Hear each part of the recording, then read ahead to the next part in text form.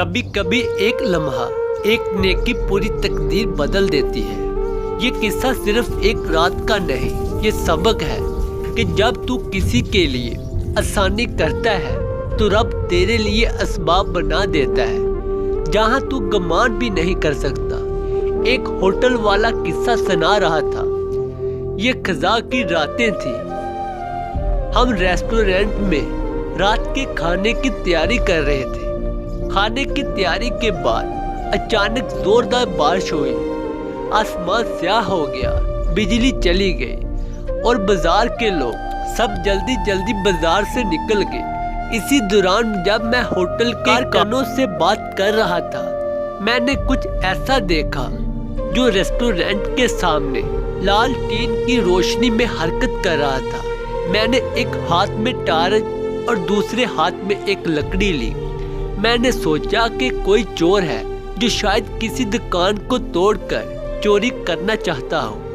جب میں قریب گیا اور لالٹین کی روشنی میں دیکھا تو ایک عورت نظر آئی جس کے ساتھ 2 بچے تھے۔ وہ بہت کمزور اور تھکی ہوئی لگ رہی تھی۔ میں نے اس سے پوچھا، کیا تمہیں کسی چیز کی ضرورت ہے؟ اس نے جواب دیا، میں اپنے اور اپنے بچوں کے لیے کھانا چاہتی ہوں، ہم بھوکے ہیں۔ میں نے اسے اپنے ہوٹل سے تیار شدہ بہترین کھانا اور کچھ پیسے دیے۔ وہ عورت زاروں قطار رونے لگی۔ میں نے پوچھا، تم کیوں رو رہی ہو؟ اس نے کہا، میرے شوہر کا انتقال ہو گیا ہے اور میں بیوہ ہوں۔ آج تیسرا دن ہے کہ میں اپنے بچوں کی بھوک مٹانے کے لیے کچھ نہیں ڈھونڈ سکی۔ میں نے اس کی آزاری سنی۔ اس نے کھانا اور پیسے لیے اور یہ دعا کی، میرا رب تمہیں اس رات کا اجر دے جس طرح تم نے میرے بچوں کے لیے کھانے کا انتظام کیا۔ میں نے کہا آمین اور دل میں کہا، چلو یہ رات تو ویسے بھی ضائع گئی، نقصان ہوا، مگر سب کچھ اللہ کے لیے ہے اور میں اللہ کی رحمت سے مایوس نہیں ہوں۔ بارش اب بھی جاری تھی، ہوا بھی چل رہی تھی اور میں ریسٹورنٹ بند کرنے واپس آیا تاکہ پکے ہوئے کھانے کے نقصان کا حساب کروں۔ اچانک ایک بس کے ہارن کی آواز آئی جو ریسٹورنٹ کے سامنے آ کر رکی۔ یہ ایک مسافر بس تھی۔ بس کا ڈرائیور نیچے اترا اور پوچھا، کیا آپ کے پاس کھانا ہے؟ میں نے کہا جی ہاں۔